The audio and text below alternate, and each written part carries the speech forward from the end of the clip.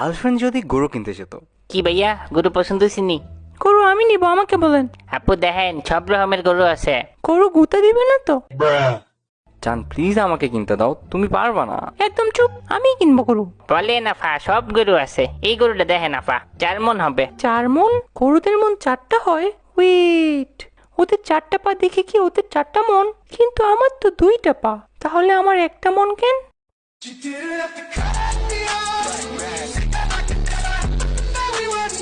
আরে 4 মণ মানে ওজন এটা। ও সেইটা বলো।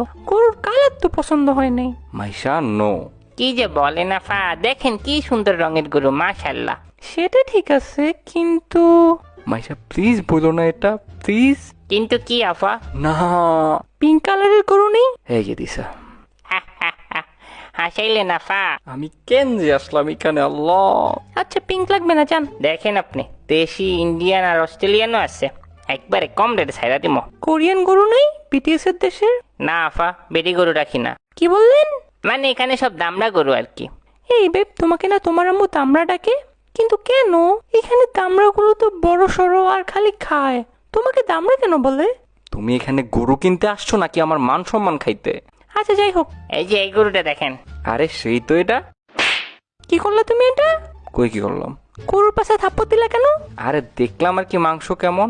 তো পাশে কেন থাপ্পড় দিবা তুমি, লুচ্চা বেটা? একটা কাজ করো, এই ঈদে গরু কোরবানি না দিয়ে আমার মানিজ্জত কোরবানি দাও। সরো তো। ভাই এই ব্ল্যাক কালারেরটার প্রাইস কত? কোনটা? এই যে রাফেজের মতো চেহারা যেটার। এটা আফা 50 দিন। এ কি বলেন, মাত্র 50?